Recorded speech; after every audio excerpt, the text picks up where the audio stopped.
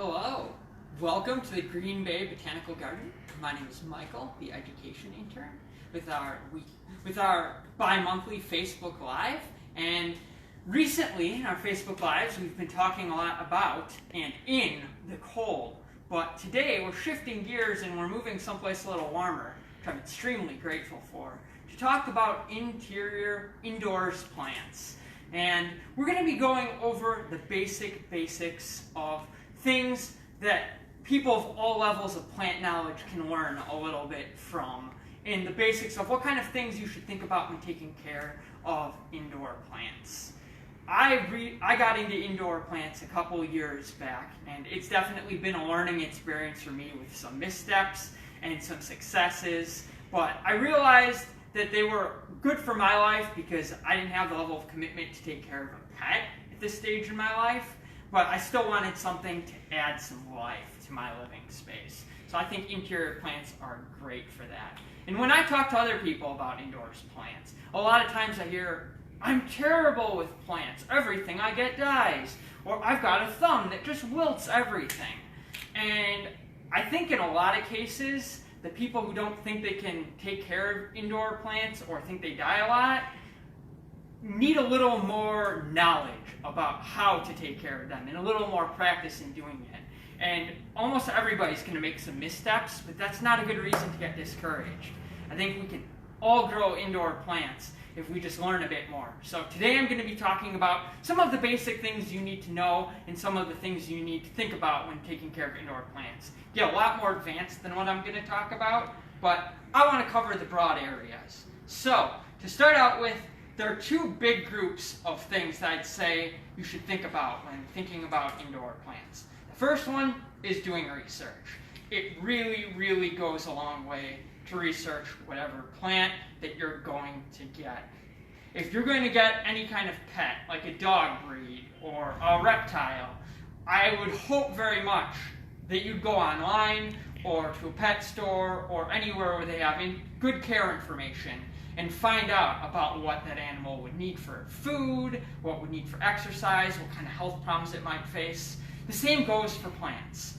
I'd very much hope and encourage you to just spend even 10-15 minutes looking up information on what kind of plant you have and what kind of care it needs. It goes a real long way, and to help out, we're actually going to be posting a couple just websites that I use frequently as a reference for plant information by species. And there are also some really good books. I know our local library has some. Most of the print books I found have been pretty solid for good plant information. The second main category I'd say to consider with plants is how well you can provide for that plant's needs. Because as much as I'd love to have a giant banana tree in my living room, I just don't think for a lot of reasons that I'd be able to provide the care that that plant needs. If you're a person with a busy life, maybe a plant that needs more frequent watering or more frequent pruning and care isn't quite the right selection. So you want to make sure that you're going to be able to provide what the plant needs. And a lot of times, that means rather than choosing the plant that you want the most, it means choosing the plant that's going to be best suited for your conditions. So, what types of things do plants need to grow really well? Well, the first biggest factor that all plants need is light. Unless they're fungi, which we're not going to cover in this video because they're not plants, need light to photosynthesize. And different plants have different light requirements, but a lot of times this is a limiting factor for us or something that can hold us back from being able to grow certain plants very well, because light often isn't something we can change the amount of in our living spaces. Your windows are your windows. Unless you've got some serious demolition and construction skills, you're probably not going to be able to install new glass panels inside of your house to allow yourself to grow some more house plants. You can change that a little bit with moving plants around and placing them in different areas, but for the most part, we're kind of set with the amount of light that we have. And plants are broken down into, generally, when you look in guides, a couple different light requirements. There are plants that do well in low light. We've got an example here with some of our snake plants. These snake plants do quite well in low light, which generally means that they're getting very, very little light, maybe just under a fluorescent bulb, pretty far away from a window, or in a north-facing window, near a north-facing window that doesn't get a lot of light. We've got some that do well in medium light, like our Chinese evergreen here.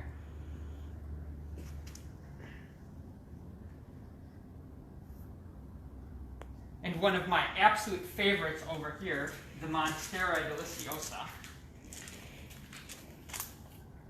Both of those plants thrive well in medium light, which is generally near an east or west facing window. And then there are some plants that are going to do very well in high light, like our large barrel cactus in the light pot over there. And a lot of cacti and succulents really like high light. Not all of them do, but many of them thrive very well in higher light conditions, which is typically like a southern facing window, a large open patio, something like that. And plants will either take direct light or indirect light. Most guides should have information on that, but direct light means they are directly getting the full wrath of the sun on them. Whereas indirect light means they might be near a window, some of that light's filtering in, the light might have kind of a cloth or shade, or kind of like we've got here, kind of something filtering it through, but they're not directly in the direct sun. And as far as it's getting more light in your household, if you do need more for plants, you can get indoor growing bulbs. I haven't had much success with that option, but there are some advantages. You can get plants to bloom a bit more, ones that do well in a little better light.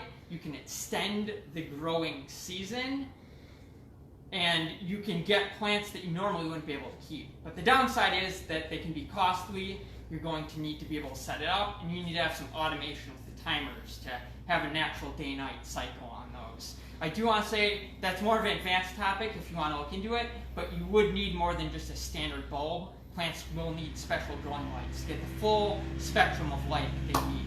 So that is an option, and I just want to say with light, you can't always scale up. While some plants will do better, like bromeliads will tolerate medium light, but they'll do better in higher light. Not all plants will. Some will just get really crispy. So you can't always scale up. Do a little research. The next biggest thing that plants need is water. And a lot of times people get really confused. How often should I water my plant? Well, there's a general good rule of thumb. I might get water during this video if these sprinklers come on, so don't mind them. But we're going to come over here. We've got two plants here. And if you look in the pots, one of them's clearly a lot darker. You can tell that it's been watered. It's got some of that moisture in there.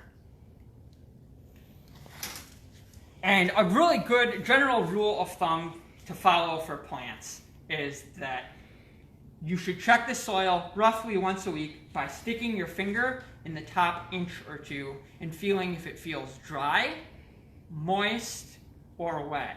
And most plants do pretty well when you just let the top inch or two of soil kind of dry out or get on the drier side of moist between watering. And that helps a lot so that the plant doesn't get too wet and bog down in its own water. That can cause root rot, it can cause mold, it can cause other issues.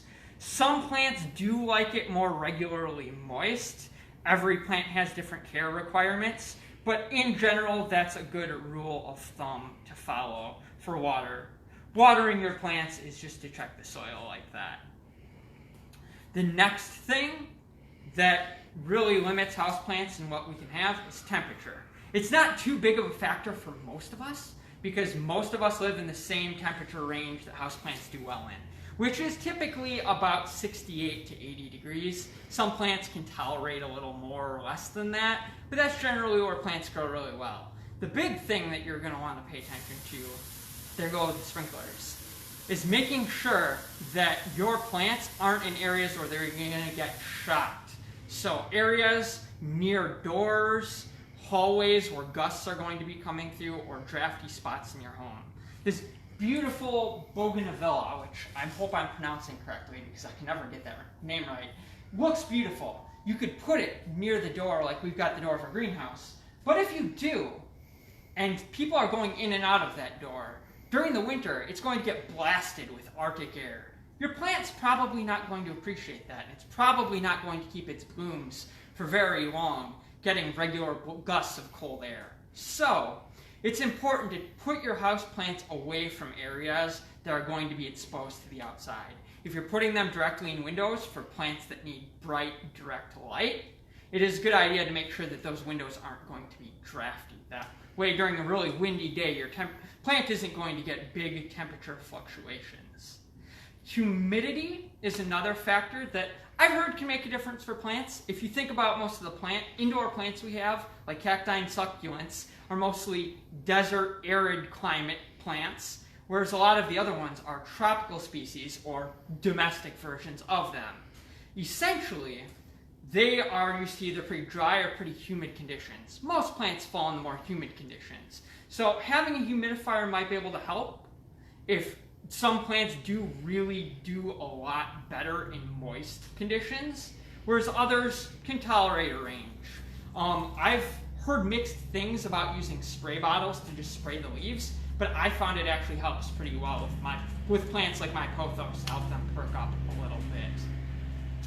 So we've covered light, water, we've covered temperature, and we've covered humidity. What's next is fertilization. So even indoor plants need fertilizer. And people get really confused about that one too. Generally, the best go-to for indoor plants, I'm going to show this one again, are the slow release pellets. You'll often see them. We use them here at the garden. Plant centers use them too. They are pellets that you essentially put in the soil, and when you water it, each watering, they slowly release a little bit of fertilizer. That's safe for the plant so that they don't burn, and you don't have to constantly worry about when to fertilize them because they can last a whole season.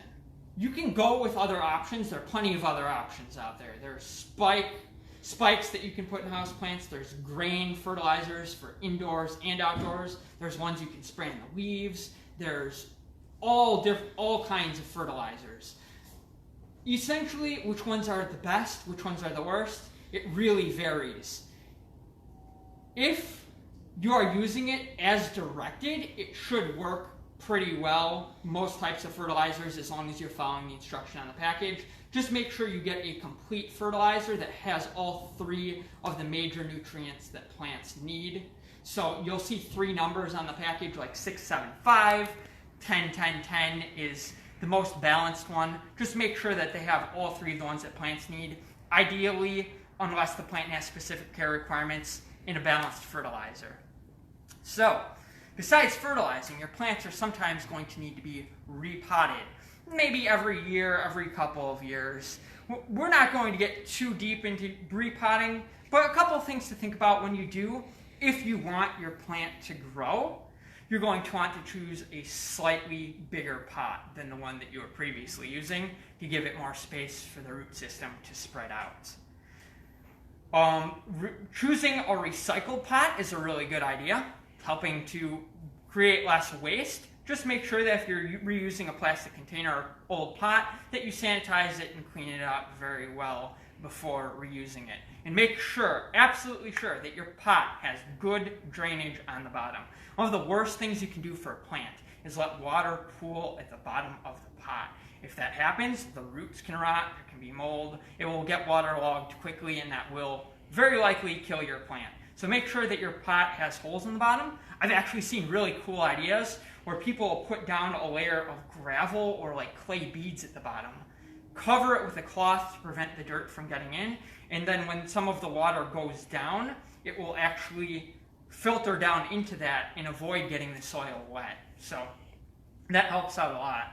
And when you're thinking about repotting, you also have to choose something to repot them in, some kind of mix or soil. So typically at the store, there's potting mix and potting soil. There's a bunch of different kinds, but soil is more likely to be actual dirt, whereas potting mix is a blend of things like moss and bark and other compounds that give texture for your plants to be able to put in that's a lot like dirt. I would recommend, and from what I've seen, potting mix is better to go with. Soil is denser, it's more likely to get waterlogged and bogged down, and it just doesn't drain quite as well. Potting mixes can hold water pretty well, but they also drain better when they need to. And there are specialty mixes like cactus mixes and orchid mixes. They're pretty good. Cactus mixes would probably dry better, so they have lower water retention. The water goes through them more to allow cactuses to dry out more quickly. And orchid mixes have a special blend of like mosses and barks. They're really good for orchids to grow on that are more replicate what they'd be growing on in the wild. So specialty mixes can be really good, but for most plants, if you're a beginner, I'd go with a good potting mix. Just read the bag and see what's in it. Do a little research if you need to.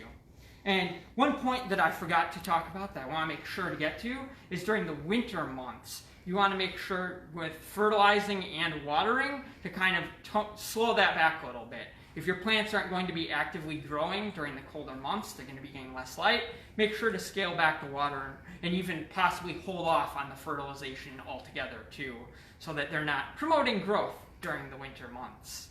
So we've talked about a lot today for indoor plants, and really I feel like we've just scratched the surface. There's so much more we could get into, but in general, if you want to do research on your plants, we'll have some links that you can check out for that.